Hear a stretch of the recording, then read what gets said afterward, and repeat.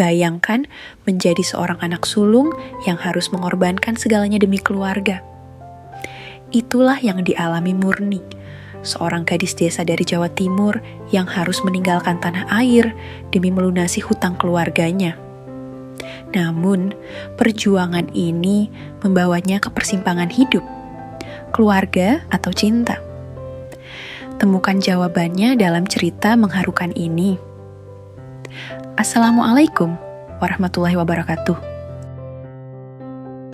Sebelum kita mulai cerita ini, jangan lupa untuk tekan tombol subscribe, like, dan share video ini ya. Cerita kita kali ini penuh emosi dan perjuangan. Yuk, berikan juga sholawat di kolom komentar. Semoga hidup kita diberkahi seperti kisah Murni ini. Selamat menonton. Di sebuah desa kecil yang tersembunyi di antara sawah-sawah hijau di Jawa Timur, hidup seorang gadis bernama Murni. Ia adalah anak sulung dari 5 bersaudara. Keluarga sederhana yang hidupnya bergantung pada hasil tani kecil-kecilan. Murni adalah gadis yang tabah dan penuh tanggung jawab. Tetapi kehidupan tak pernah memberinya kemudahan. Ketika sang ayah jatuh sakit dan tidak lagi mampu bekerja, beban kehidupan sepenuhnya jatuh di pundak Murni. Dengan tubuh kecilnya, ia bekerja keras, membantu ibunya menjual hasil kebun di pasar. Tetapi penghasilan mereka tidak cukup untuk menutupi kebutuhan harian, apalagi biaya pengobatan ayahnya. Hutang keluarga semakin menumpuk, sementara adik-adiknya yang masih kecil tetap membutuhkan biaya sekolah. Setiap malam, Murni duduk di teras rumah kayu yang hampir roboh, menatap bintang-bintang sambil bertanya dalam hati, "Ya Allah, bagaimana caraku membantu keluargaku keluar dari semua ini?" Air matanya sering jatuh, tetapi ia menyeka dengan cepat. Ia tidak ingin ibunya melihatnya menangis. Dalam kesulitan, Murni tahu bahwa ia harus kuat untuk keluarganya. Suatu pagi, kabar dari tetangga yang baru pulang dari Timur Tengah menyebar di desa. Tetangga itu menceritakan betapa besarnya penghasilan bekerja sebagai pembantu rumah tangga di luar negeri. Murni yang kebetulan mendengar pembicaraan itu menjadi penasaran. "Mbak Lina, apa benar di sana kita bisa mendapatkan uang banyak?" tanyanya dengan hati-hati. Lina mengangguk sambil berkata, "Iya Murni, tapi tidak mudah. Kamu harus kerja keras dan harus siap dengan segala risiko." Murni terdiam. Kata-kata Lina terngiang-ngiang di kepalanya sepanjang hari. Di satu sisi, ia merasa takut meninggalkan keluarganya. Tetapi di sisi lain, kesempatan itu adalah jalan keluar dari kemiskinan yang menghimpit keluarganya. Malam harinya, ia memberanikan diri berbicara dengan ayahnya. "Pak, aku mau mencoba bekerja di luar negeri. Mungkin ini satu-satunya cara untuk melunasi hutang dan membantu adik-adik sekolah," ucapnya dengan suara bergetar. Ayahnya, yang sedang terbaring lemah, memandang Murni dengan mata penuh kesedihan. "Nak, kamu masih muda. Dunia di luar sana tidak seperti di sini. Ayah takut kamu akan kesulitan," katanya sambil menggenggam tangan Murni dengan lemah. Namun, Murni tetap menunjukkan tekadnya. "Pak, percayalah, aku akan baik-baik saja. Aku hanya ingin keluarga kita keluar dari kesulitan ini," katanya dengan mata berkaca-kaca. Setelah mendapat restu dari ayahnya, Murni memulai proses panjang untuk menjadi pekerja migran. Ia harus mengurus dokumen, mengikuti pelatihan, dan menjalani pemeriksaan medis. Semua proses itu memakan waktu berbulan-bulan, tetapi Murni tidak mengeluh. Ia menganggap setiap langkah sebagai bagian dari perjuangannya. Hari keberangkatan pun tiba. Pagi itu, Murni berpamitan dengan keluarganya. Ayahnya memberikan nasihat terakhir dengan suara lirih. "Murni, jaga dirimu baik-baik. Jangan lupa sholat dan selalu ingat bahwa kami di sini mendoakanmu." Murni mengangguk sambil memeluk ayahnya erat. Adik-adiknya yang belum sepenuhnya mengerti situasi hanya menangis dan memegang tangan Murni seakan tidak ingin melepaskannya. Ketika mobil jemputan datang, hati Murni terasa seperti dihantam ribuan beban. Dengan langkah berat, ia melangkah meninggalkan keluarganya, menahan tangis yang hampir pecah. Saat mobil melaju menjauh dari desa, Murni hanya bisa memandang sawah dan jalan berbatu tempat ia tumbuh besar sambil berdoa dalam hati. Ya Allah, kuatkan aku untuk menjalani ini. Perjalanan panjang menuju Uni Emirat Arab dimulai. Untuk pertama kalinya, Murni menaiki pesawat terbang. Ia duduk di dekat jendela, memandang awan-awan putih yang seolah melayang di bawahnya. Rasa takut dan harapan bercampur menjadi satu di hatinya. Ia tidak tahu apa yang menunggunya di negeri orang, tetapi ia mencoba meyakinkan dirinya sendiri bahwa ini adalah jalan terbaik. Setelah perjalanan yang melelahkan, Murni tiba di Dubai. Kota itu tampak seperti dunia lain baginya. Bangunan pencakar langit, lampu-lampu gemerlap, dan jalanan yang penuh dengan mobil-mobil mewah. Hatinya ciut melihat perbedaan antara hidup di kampung halamannya yang sederhana dan dunia baru yang serba modern ini. Ia dibawa ke sebuah rumah besar yang lebih mirip istana dibanding rumah. Majikan wanita yang bernama Maryam menyambutnya dengan senyuman hangat. Selamat datang Murni, kamu akan bekerja di sini. Jangan khawatir, aku akan membimbingmu, kata Maryam dalam bahasa Inggris yang sederhana. Murni merasa sedikit lega mendengar nada suara Maryam yang ramah. Hari-hari pertama, Murni di rumah itu penuh dengan tantangan. Ia harus menyesuaikan diri dengan tugas-tugas baru yang belum pernah ia lakukan sebelumnya. Maryam mengajarinya cara membersihkan rumah, memasak makanan khas Timur Tengah, dan melayani tamu dengan sopan. Murni bekerja keras, seringkali hingga larut malam. Tubuhnya lelah, tetapi ia tidak pernah mengeluh. Di rumah itu, Murni juga bertemu dua pria kakak beradik, Farid yang ramah dan sering menyapanya, dan Ammar yang lebih formal dan jarang berbicara. Farid sering tersenyum kepada Murni, membuatnya merasa sedikit lebih nyaman. Suatu hari, Farid menghampirinya di dapur. Kamu bekerja keras sekali Murni, kamu pasti rindu keluarga di rumah ya? Tanyanya. Murni terdiam sejenak, lalu menjawab dengan senyuman kecil. Iya Tuan, tapi saya harus kuat demi mereka.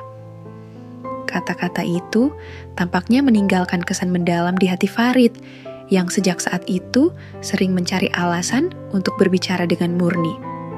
Namun, di tengah kesibukannya, Murni tetap fokus pada tujuannya, mengumpulkan uang untuk keluarganya. Di rumah megah itu, Murni mulai memahami bahwa ia bukan sekadar pembantu rumah tangga. Kehadirannya di sana sering diperhatikan oleh dua pria kakak beradik, Farid dan Ammar. Farid adalah pria ramah dengan senyuman hangat yang membuat suasana menjadi lebih ringan. Setiap kali Farid melihat Murni, ia selalu menyapa dengan nada bersahabat. Selamat pagi Murni, apa kabar hari ini? Tanyanya suatu pagi saat Murni sedang menyiram tanaman di taman yang luas. Murni, yang tidak terbiasa dengan perhatian seperti itu, hanya tersenyum malu-malu sambil menjawab, Baik Tuan. Di sisi lain, Ammar adalah sosok yang berbeda. Ia jarang berbicara dan selalu tampak serius. Setiap kali bertemu Murni, ia hanya memberikan anggukan singkat tanpa kata-kata. Sikap dingin Ammar membuat Murni merasa segan, tetapi ia tidak terlalu memikirkannya. Bagi Murni, fokus utamanya adalah bekerja dengan baik dan menjaga hubungan profesional dengan semua orang di rumah itu. Hari-hari berlalu, dan Farid mulai menunjukkan perhatian lebih kepada Murni. Ia sering menciptakan percakapan kecil yang awalnya hanya tentang pekerjaan, tetapi perlahan-lahan berubah menjadi pembicaraan yang lebih personal. Murni, apakah kamu tidak merasa kesepian di sini, jauh dari keluarga? Tanyanya suatu sore ketika mereka bertemu di dapur. Murni berhenti sejenak dari kegiatannya memotong sayuran. Pertanyaan itu menggugah hatinya. Dengan suara pelan, ia menjawab, "Tentu, Tuan. Kadang-kadang saya sangat rindu rumah, tapi saya tahu saya harus kuat. Semua ini demi mereka." Farid terdiam, seolah memahami beban yang ditanggung Murni. Perhatian Farid membuat Murni merasa sedikit lebih dihargai, sesuatu yang jarang ia rasakan sebelumnya. Namun, ia tahu batasannya. Ia tidak ingin salah memahami niat baik Farid. Meski begitu, dalam hatinya, ia tidak bisa mengabaikan kehangatan yang dirasakan setiap kali Farid berbicara dengannya. Farid menjadi semakin terbuka dengan Murni. Mereka sering berbicara tentang banyak hal, tentang keluarga, mimpi, dan kehidupan. Farid menceritakan bahwa ia ingin menjalani hidup sederhana, berbeda dengan gaya hidup mewah keluarganya. Kadang, semua ini terasa kosong Murni. Uang memang memberikan kenyamanan, tapi tidak selalu membawa kebahagiaan, kata Farid suatu malam di taman. Murni mendengarkan dengan penuh perhatian, merasa terhubung dengan ceritanya. Ia menyadari bahwa meskipun hidup mereka sangat berbeda, ada kesamaan dalam rasa kesepian yang mereka rasakan. Namun, semakin sering mereka berbicara, Murni mulai merasa bingung dengan perasaannya sendiri. Ia tidak pernah memikirkan cinta, terutama dalam situasi seperti ini. Baginya, keluarganya di desa adalah satu-satunya hal yang penting. Namun, ia juga tidak bisa memungkiri bahwa kehadiran Farid memberikan sedikit kebahagiaan di tengah kesulitannya. Sementara itu, Ammar mulai menyadari perubahan perilaku Farid terhadap Murni. Sebagai kakak yang lebih tua, Ammar merasa bertanggung jawab untuk menjaga keluarga mereka dari potensi masalah. Suatu hari, Ammar memanggil Farid ke ruang kerjanya. "Farid, aku melihat kamu sering berbicara dengan Murni," katanya dengan nada datar. Farid mengangguk, tidak mencoba menyangkal. "Dia adalah gadis yang baik, Ammar. Aku hanya ingin mengenalnya lebih baik," jawab Farid. Namun, Ammar memandang Farid dengan tatapan tajam. "Farid, kamu tahu posisinya. Dia bekerja untuk kita. Jangan biarkan emosi sesaat mengaburkan penilaianmu. Jika kamu benar-benar serius, pikirkan matang-matang tentang konsekuensinya," ujar Ammar tegas. Farid hanya terdiam, tetapi dalam hatinya, ia yakin bahwa perasaannya terhadap Murni bukanlah sesuatu yang sementara. Ia mulai mempertimbangkan bagaimana caranya menyampaikan perasaan itu kepada Murni tanpa membebani atau menyakitinya. Suatu malam, Farid memberanikan diri untuk berbicara dari hati ke hati dengan Murni. Ia menemui Murni di taman belakang, tempat favorit mereka untuk mengobrol. Dengan wajah serius, ia berkata, "Murni, ada sesuatu yang ingin aku katakan." Murni yang sedang menyiram tanaman berhenti dan menatap Farid dengan tatapan bingung. "Apa itu, Tuan?" tanyanya lembut. Farid menarik napas dalam-dalam sebelum melanjutkan. "Murni, aku tidak tahu kapan ini dimulai, tapi aku merasa ada sesuatu yang berbeda saat bersamamu. Aku menyukaimu." Kata-kata itu membuat jantung Murni berdegup kencang. Ia tidak tahu harus merespon seperti apa. Dengan suara gemetar, ia menjawab, "Tuan, saya menghormati Anda, tapi saya tidak bisa memikirkan hal seperti itu sekarang. Saya datang ke sini untuk keluarga saya. Mereka adalah prioritas utama saya." Farid terdiam, tetapi ia tidak marah. Ia justru semakin kagum pada Murni. "Aku mengerti, Murni. Aku hanya ingin kamu tahu apa yang aku rasakan," katanya sebelum pergi meninggalkan Murni yang masih berdiri terpaku, merasa bingung dan bimbang dengan situasi yang baru saja terjadi. Setelah pengakuan Farid, Murni merasa hidupnya menjadi semakin rumit. Di satu sisi, perhatian Farid memberikan kehangatan yang jarang ia rasakan sebelumnya. Tetapi di sisi lain, ia tahu bahwa cintanya kepada keluarga harus menjadi prioritas. Setiap malam, ia duduk di kamarnya yang sederhana di rumah majikannya, merenungkan perasaannya. Ia menulis dalam buku harian yang pernah diberikan Farid sebagai hadiah. Aku tidak pernah membayangkan berada di situasi seperti ini. Hati kecilku mungkin mulai merasakan sesuatu untuknya. Tetapi, aku tidak bisa mengabaikan tanggung jawabku kepada keluargaku. Mereka adalah alasanku berada di sini. Pagi harinya, Murni mencoba menjaga jarak dari Farid. Ia mulai menghindari percakapan pribadi dan hanya berbicara ketika diperlukan. Namun, setiap kali ia melihat senyuman Farid, ia merasa hatinya kembali terguncang. Kenapa hidup harus serumit ini? Gumamnya dalam hati sambil menahan air mata yang mulai mengalir. Farid, meski menyadari bahwa Murni sedang menjaga jarak, tetap mencoba mendekatinya dengan cara yang halus. Ia tidak ingin memaksa atau membuat Murni merasa tidak nyaman. Suatu hari, Farid mendapati Murni sedang bekerja di taman, membersihkan daun-daun yang gugur. "Murni, kamu tahu apa yang aku kagumi dari dirimu?" tanyanya sambil duduk di bangku taman. Murni berhenti sejenak, menatap Farid dengan bingung. "Apa itu, Tuan?" tanyanya ragu. "Keteguhan hatimu. Tidak banyak orang yang bisa sekuat kamu. Kamu selalu memikirkan orang lain lebih dulu sebelum dirimu sendiri," jawab Farid sambil tersenyum. Kata-kata itu membuat Murni tertegun. Ia ingin menjawab, tetapi suaranya terasa tertahan di tenggorokan. Sebelum ia sempat berkata apa-apa, Farid melanjutkan, "Aku tahu kamu sedang mencoba menjaga jarak. Aku tidak akan memaksamu, Murni. Tapi aku ingin kamu tahu, aku selalu ada di sini jika kamu butuh seseorang untuk berbicara."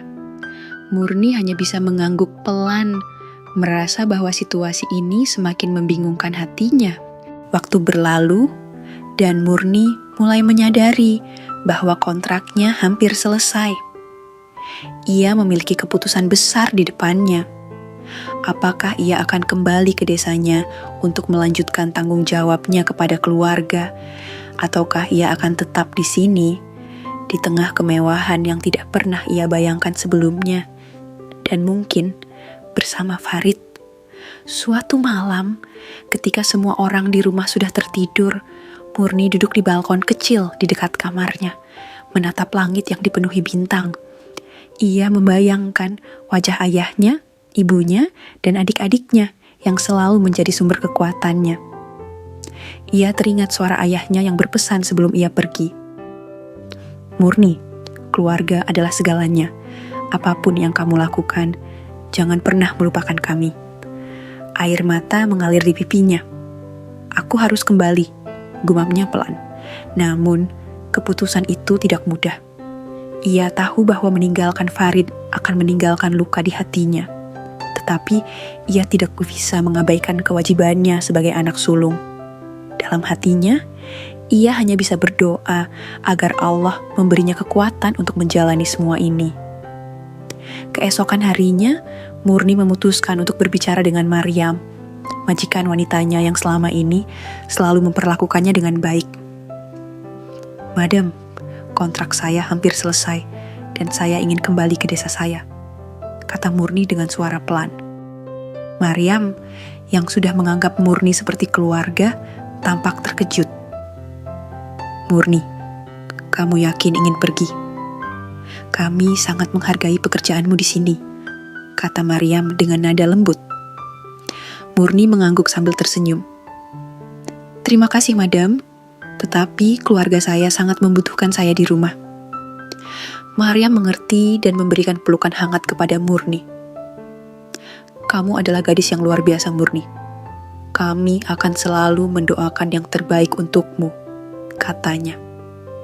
Di sisi lain, Farid yang mengetahui keputusan Murni merasa terpukul.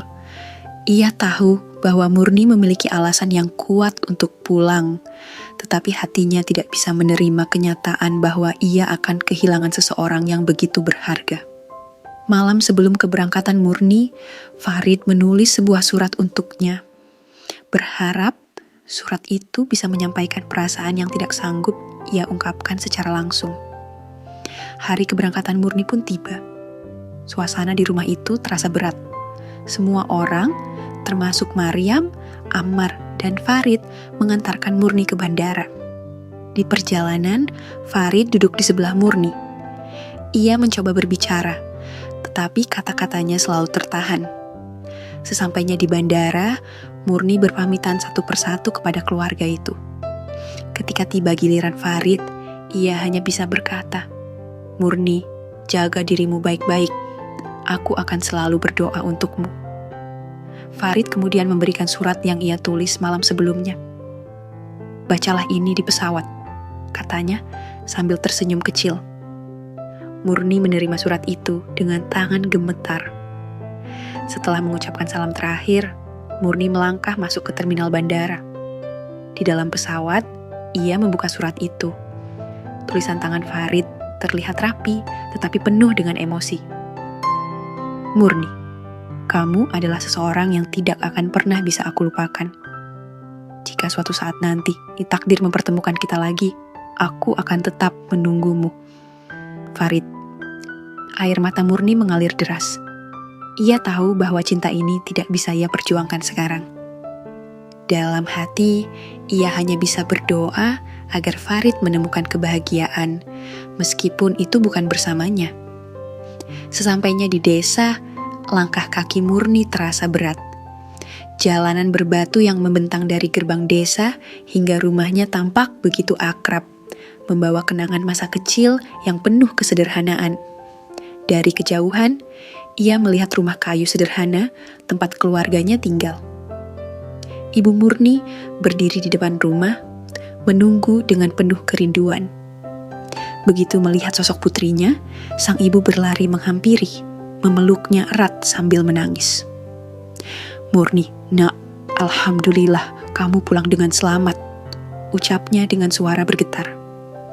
Murni membalas pelukan itu sambil menahan air matanya yang mulai jatuh. Ayahnya, yang kini terlihat lebih sehat meski tetap lemah, berjalan perlahan ke pintu dengan tongkat. "Murni, kamu sudah membuat ayah bangga," katanya dengan senyuman kecil di wajahnya. Murni menghampiri ayahnya, menggenggam tangannya erat dan berkata, "Pak, saya pulang untuk kita semua. Kita akan memulai lagi bersama-sama." Momen reuni itu penuh haru, diwarnai tangisan kebahagiaan yang bercampur dengan rasa syukur. Murni segera menggunakan uang yang ia kumpulkan untuk melunasi hutang keluarga. Ia juga memastikan adik-adiknya bisa melanjutkan sekolah tanpa hambatan. "Sekarang kalian tidak perlu khawatir lagi tentang uang sekolah. Belajarlah dengan rajin," kata Murni kepada adik-adiknya yang masih kecil. Mereka mengangguk dengan semangat, wajah mereka bersinar penuh harapan. Namun, meski berhasil meringankan beban keluarga, Murni tidak bisa menghilangkan rasa kosong di hatinya.